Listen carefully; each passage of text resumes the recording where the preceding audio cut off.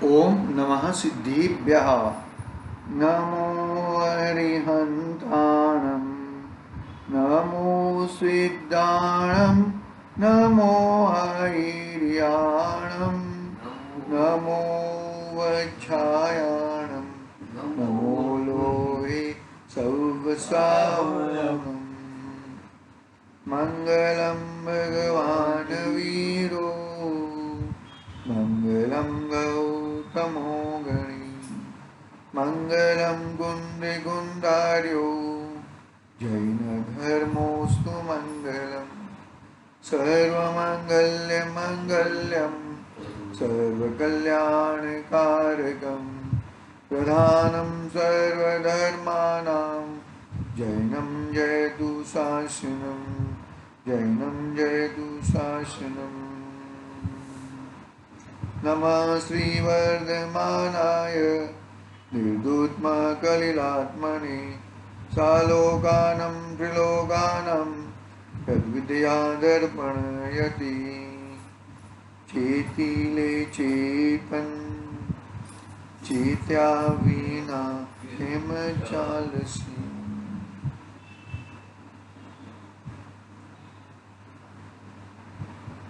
रत्नाकरण सावकाचार्य सुमन भद्राचार्य देव द्वारा रचित महान ग्रंथ अपने सामने विराजमान है।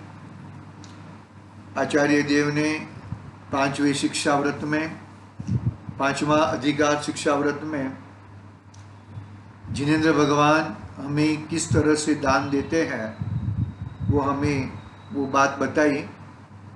फिर अभी जिनेंद्र भगवान कहाँ कहाँ पे कैसे कैसे विराजमान है, उसकी बात कैसे जिनेंद्र भगवान की पूजन कैसे करनी चाहिए, आह्वानन क्या है, स्थितिकरण क्या है, पूजा की भेद क्या है, वो सब बात अपनी कल परसों हुई थी।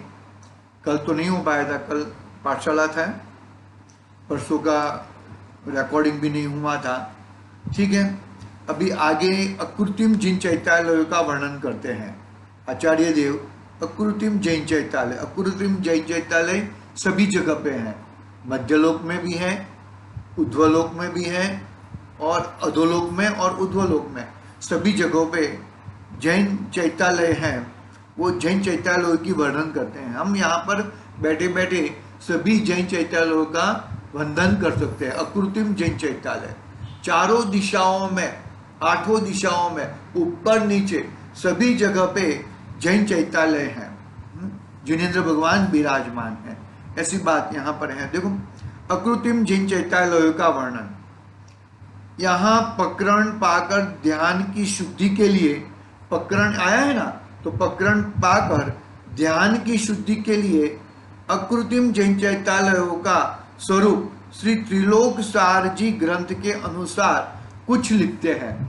कौन सा ग्रंथ का नाम दिया? त्रिलोक सार। त्रिलोक सार, तीन लोक का सार। इसमें मतलब ये ऐसा देखा जाए कि अकृत्रिम जैन चैत्यालय का वर्णन तो क्या है, कर्णानुयोग के हिसाब से होएगा। तो ये यहाँ पर क्या कहे, अकृत्रिम जैन चैत्यालय का स्वरूप श्री त्रिलोक सार जी ग्रंथ के अनुसार कुछ लिखते हैं। देखो, अधोलोक यानी कि नीचे, अपनी ये जो भूमि है ना, वो चित्रा भूमि है।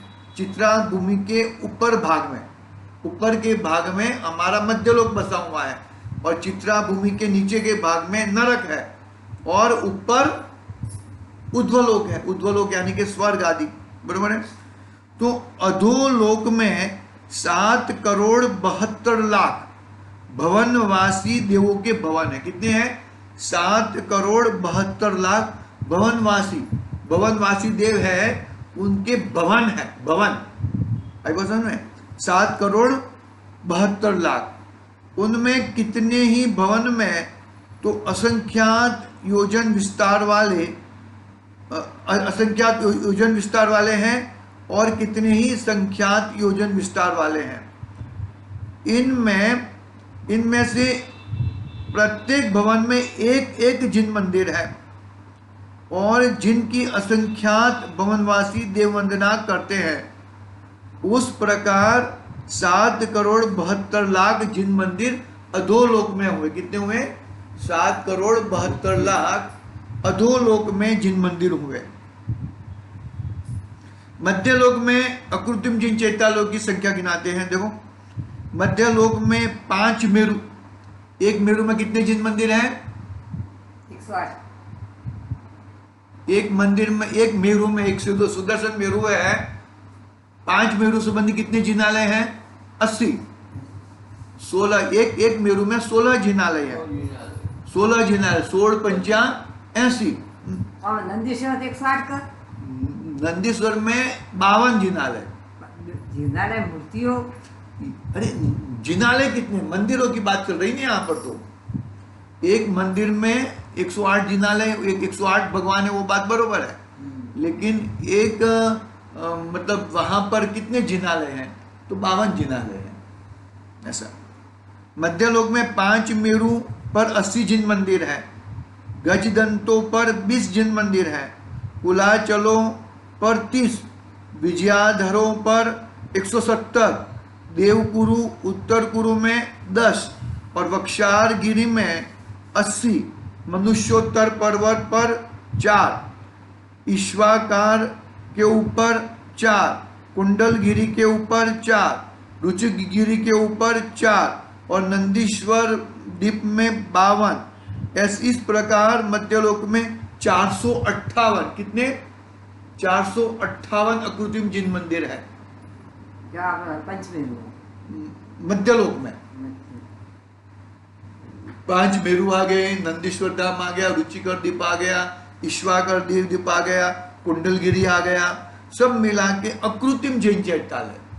कृत्रिम हम लोगों ने जैसे जिन मंदिर बनाते हैं, प्रतिष्ठा, प्राण प्रतिष्ठा महोत्सव वगैरह करते हैं, वो अलग जिन मंदिर है। वो अकृत्रिम नहीं कह लेते, उसको कृत्रिम कहेंगे। तो कितने मंदिर? 458 अकृत्रिम जिन मंदिर है। देखो उद्वलोक में अहिमिंद्र लोक में 84,57,023 जिन मंदिर है। उद्वलोक स्वर्गों में कितने हैं? 84,57,023 मंदिर हैं। वैंतरों में असंख्यात जिन मंदिर हैं। ज्योतिष लोक में, ज्योतिष देवों में असंख्यात मंदिर हैं। इस प्रकार संख्यात मंदिर तो कितने? 8,56,57,481। कितने? 8,56,57,481। तो कितने? भवनवासी के, मध्यलोक के और उद्वलोक के। आपरा मध्यलोक केवाय। ये एक कृत्रिम, ये मंदिर नहीं, अकृत्रिम, ऑटोमेटिक स्वयं में बने हुए मंदिर।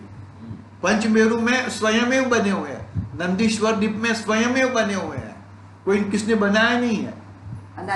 अनादि से और अनंत काल तक रहेंगे, कभी उनका नाश नहीं होएगा। कितने अपने वक्त तो बनाए लोग नहीं, ऑटोमेटिक बन जाते हैं ना। भाव करता है नहीं, तीर्थंकर भाव करते ऐसा नहीं, वो ऑटोमेटिक स्वयं है। स्वयं अकृत्रिम रचना। अकृत्रिम का मतलब क्या? किसी ने नहीं बनाया है।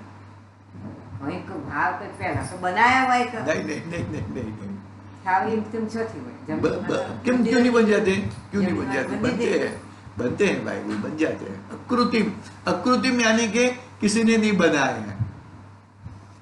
अधोलोक में, मध्यलोक में और उद्वलोक में, भवनवासी देवों के, वैमानिक देवों में और मध्यलोक में कितने? 8,56,00,000।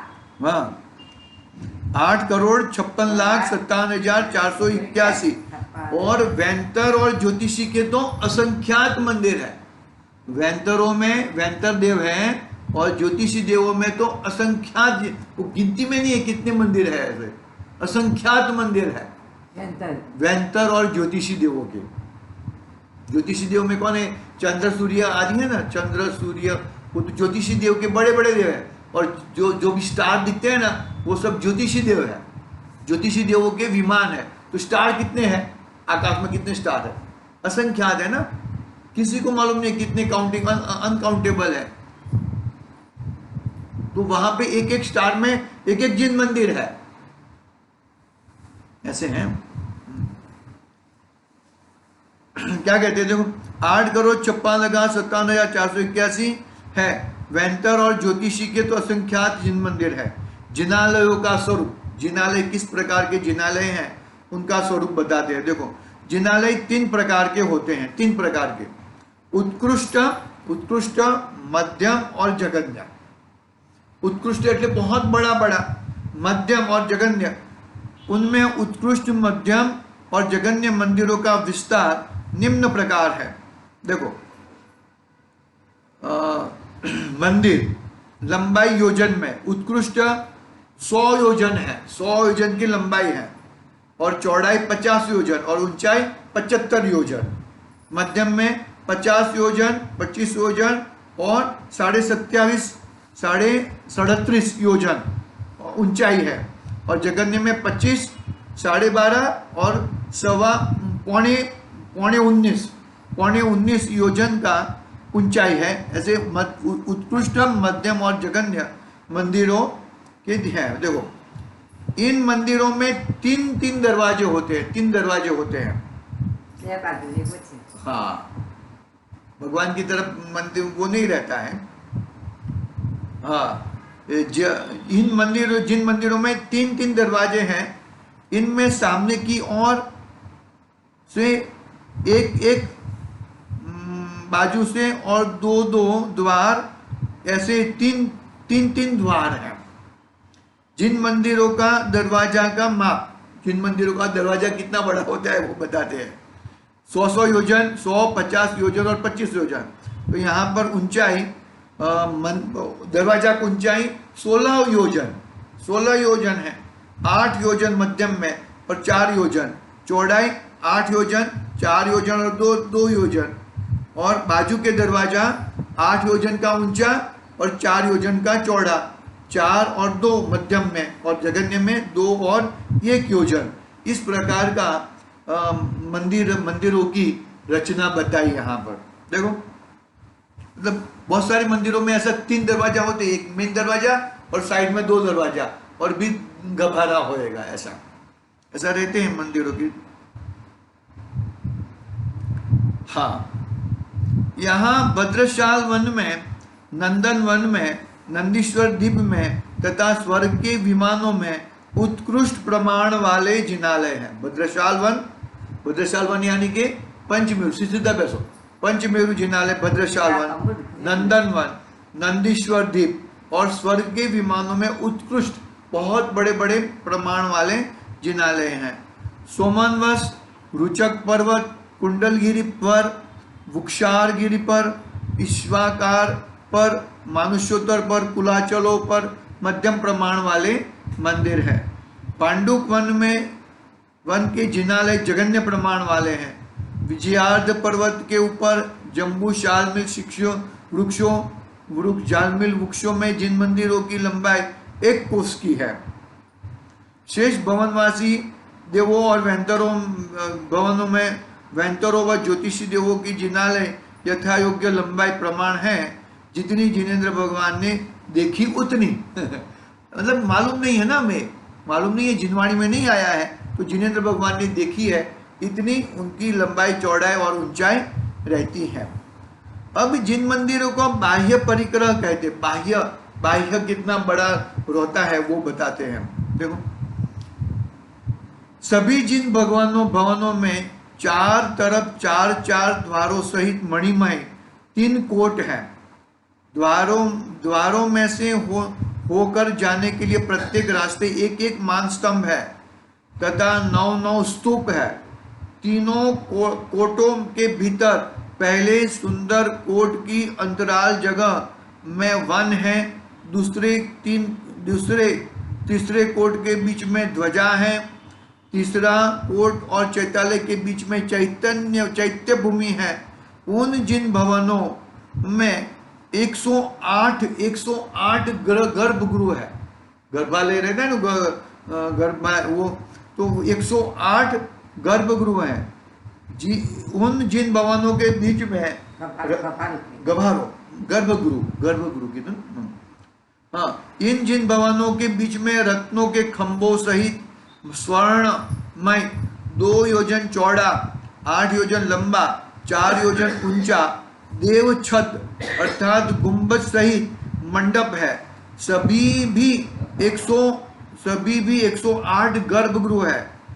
इन गर्भगृहों में भगवान आदिनाथ के शरीर के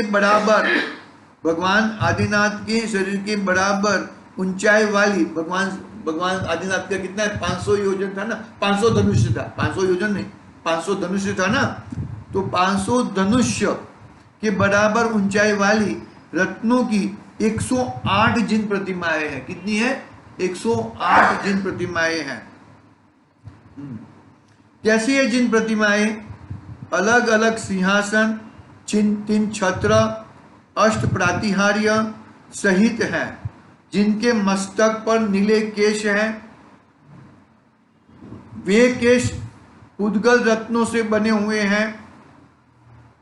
बाल नहीं है, उद्गल ही है। बाल नहीं है, ऐसे बाल नहीं होते, लेकिन उद्गल ही है।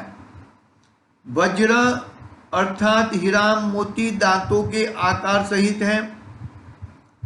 विद्रुम अर्थात मूंगा के समान लाल ओठ हैं। नई कोपल के समान शोभायमान लाल हथेली तथा पादतल हैं। श्री राजवाटिक में लिखा है कि प्रतिमा के नयन लोहिताक्ष मणि से व्याप्त अंक स्फटिक मणिमय है। आता है ना, लाल नख श्यामयरु श्वेत यरु,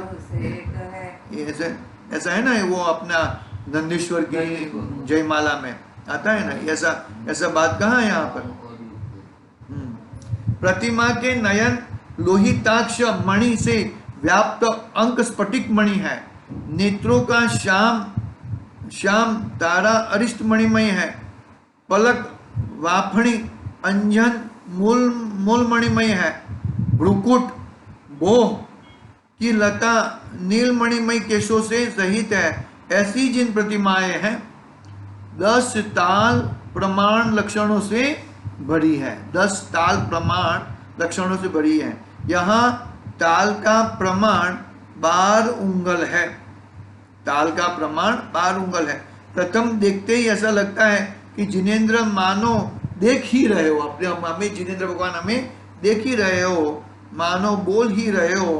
प्रत्येक गृह में बराबर पंक्ति में नाग कुमारों के व यक्षों के 32 जोड़े युगल हाथों में चमर लिए खड़े हैं। भगवान की ऐसा पूजा करने के लिए, भगवान के चामर ढूंढने के लिए चमर। एक गर्भगृह में एक जिन प्रतिमा के दोनों ओर सभी आभरण से सजकर खड़े हुए श्वेत निर्मल रत्नमय चमर हाथों में धारण किए नाग कुमार व यक्ष 64 चमर ढार रहे हैं। इस प्रकार 108 प्रतिमाओं के अलग अलग प्रातिहार्य एक जिनालय में है। इन जिन प्रतिमाओं के दोनों बाजू में श्रीदेवी और सरस्वती देवी, सर्वाह यक्ष, सनत कुमार यक्ष तथा इनके रूप आकार बने हैं। ठीक है। प्रत्येक जिन प्रतिमा के पास 8 प्रकार के मंगल द्रव्य शोभित है। कौन से 8 मंगल द्रव्य? देखो, जारी, कलश, दर्पण, बीजना, ध्वजा, चमर, छत्र, थोना, ये 8 मंगल द्रव्य है। प्रत्येक प्रतिमा के पास प्रत्येक मंगल द्रव्य 108 प्रमाण शोभित है। इस प्रकार जिनेंद्र भगवान का वर्णन किया कि किस किस प्रतिमा कैसे कैसे विराजमान है, कितनी प्रतिमाएं कहाँ कहाँ पे विराजमान है, वो बहुत टूंक में वर्णन किया। फिर आगे कहते हैं, देखो, गर्भगृह में बाहर की रचना इस प्रकार जानना। मणिमय जड़ित स्वर्णमय पुष्पों से शोभित देव छद बना है। उसके आगे के बीच भाग में चांदी और स्वर्णमयी 32,000 कलश हैं। महाद्वार के दोनों बाजुओं में 24,000 धूप के घड़े हैं। उसी महाद्वार के बाहर दोनों तरफ 8000 मणिमयी मालाएं हैं। उन मणिमयी मालाओं के बीच में 24,000 स्वर्णमयी मालाएं हैं। उस महाद्वार के सामने आगे का मुख मंडप है। उस मुख मंडप में 16,000 स्वर्ण कलश हैं, 16,000 स्वर्णमयी मालाएं हैं, 16,000 धूप घड़े हैं। और उस मुख मंडप के बीच में ही बहुत मीठे जन जन शब्द करती मोतिये व मणियों से बनी किंकणी अर्थात छोटी छोटी घंटियां तथा उन सहित अनेक प्रकार के घंटों के समूह अनेक प्रकार की रचना सहित शोभित हो रहे हैं। इस प्रकार की शोभा जिनेंद्र भगवान के बाहर जो कक्ष बना है गर्भगृह की, वो शोभा बताई गर्भगृह में किस तरह की शोभाएं हैं। अब थोड़ा पढ़ते हैं और आगे। अब जिन मंदिर के छोटे द्वारों का स्वरूप कहते हैं, छोटे जो साइड में छोटे द्वार रहते हैं ना, उसका स्वरूप कहते हैं। जिन मंदिर के दक्षिण उत्तर के बाजू के मध्य में जो छोटे छोटे दरवाजे हैं, उनकी रचना यहाँ तो बड़े दरवाजों की कहीं उससे आधी है। बड़ा दरवाजा रहता है ना, उससे आधा रहता है साइड के दरवाजे। आदि जानना। मणिमाला 4,000 है, धूप गड़े 12,000 हैं, स्वर्णमाला 12,000 है और छोटे द्वार के आगे मुख मंडप है, उनमें स्वर्ण घट 8,000 है, स्वर्णमाला 8,000 है, धूप गड़े 8,000 है तथा छोटी घंटियां मुख मंडप में अनेक प्रकार की है। उस मंदिर के पृष्ठ भाग में मणिमाला 8,000 हैं, स्वर्णमाला 24,000 हैं। मालाएं दीवाल के चारों ओर लुम्बती लटकती हुई जाननी। गड़े पृथ्वी पर रखे हुए जानना। घड़ा घंटा आदि मंडप में लुम्बते लटकते हुए जानना। ठीक है, इस तरह अपना दरवाजाओं का, गर्भगृह का और मेन दरवाजाओं का वर्णन कहा। जिनेंद्र भगवान का भी जिनेंद्र जिन प्रतिमा किस प्रकार की है वो भी बताया। अभी संक्षेप में अकृत्रिम जैन चैत्यालयों की बाह्य रचना का वर्णन है, वो ठीक है, वो कितना बड़ा आगे पीछे कितना है वो सब बताया है। अब आगे की बात कर लेते हैं। अब मुख मंडप का विस्तार कहते हैं, वो सब ठीक है। अकृत्रिम जैन चैत्यालयों का किस किस प्रकार का वर्णन है बहुत लंबा है। ठीक है, कल पूरा होएगा, फिर 120 नंबर का श्लोक प्रारंभ करेंगे। आज के लिए ओम नमः सिद्धेभ्यः। निज निधि निज में बताई यह आनंद